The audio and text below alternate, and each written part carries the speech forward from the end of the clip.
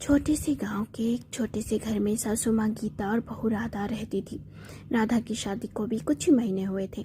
घर की हालत साधारण थी, न ज़्यादा पैसा था न ही सामान, पर गीता जी के सलीके और राधा की मुस्कान से वो घर हमेशा जीवंत लगता था। धनतेरस का दिन आया, गांव की गलियां चांदनी जैसी जगमगा उठी। हर घर की औरतें बाजारों की ओर भागी।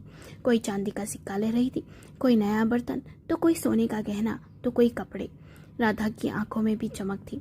उसने सास से कहा, अगर थोड़ा पैसा बचा हुआ हो तो चांदी का दीपक और मिठाई ले आऊं, क्या घर में भी थोड़ा त्योहार सा माहौल हो जाएगा। पर तभी सासू माँ गीता ने कहा, राधा इतना खर्च क्यों करना, हमारे पास जो है वो काफी है, दिखावा करने की कोई जरूरत नहीं है बहू। राधा ने धीरे से कहा, मैं दिखावा नहीं करना चाहती माँ, बस चाहती हूँ कि घर में थोड़ी सी खुशी और रोशनी हो। गीता जी हल्का सा मुस्कुराई और बोली, तेरी सोच अच्छी है बहू, पर हमारे हालात ठीक नहीं है।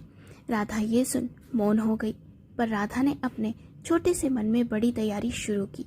कुछ देर बाद सासू माँ मंदिर में कीर्तन था तो वहां चली गई।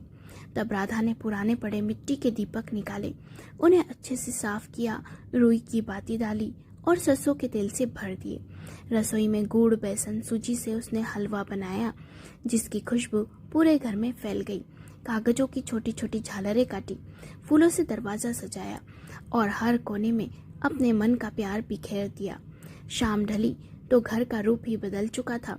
दीवारों पर हल्की सी पीली रोशनी थी, हवा में मिठास और दिलों में सुकून था। थोड़ी देर बाद जब गीता जी वापस कीर्तन से लौटी तो दरवाजे पर ही छिड़के दीपकों की रोशनी से उनका साधारण सा घर किसी मंदिर की तरह चमक रहा था। घर में से अगरबत्ती की भीनी भीनी खुशबू आ रही थी।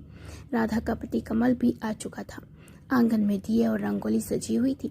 घर में फूल और रंग बिरंगे कागजों की हाथ से बनी झालरों से सजावट की हुई थी। राधा ने कहा, पूजा करते हैं चलिए, और पूजा की थाली गीता के हाथों में दे दी। तीनों ने मिलकर पूजा की। राधा ने हलवे का भोग लगाया। पूजा के बाद गीता भावुक होकर बोली, राधा ये सब तुमने खुद किया। राधा ने मुस्कुराते हुए कहा, हाँ माँ, बस प्यार से। त्योहार का असली मतलब तो है रोशनी सिर्फ बाहर से नहीं, दिलों में भी होनी चाहिए। हम गरीब हैं तो क्या हुआ, सोना चांदी नहीं ले सकते तो क्या हुआ, ये सब तो कर ही सकते हैं। ये सुन गीता जी की आंखें नम हो गई। उन्होंने राधा को अपने पास खींचा और कहा, तू सही कहती है बेटा, असली धनतेरस तो ये है जब घर में बरकत, प्यार और अपनापन जगमगाए। उस रात दोनों ने मिलकर दीपक जलाए। दीवारें मुस्कुरा रही थी, हवा में भी खुशबू थी और राधा के चेहरे की रोशनी किसी दिए से कम नहीं थी। उस दिन सिर्फ घर में नहीं, सास बहू के दिलों में भी दीपक जल उठे।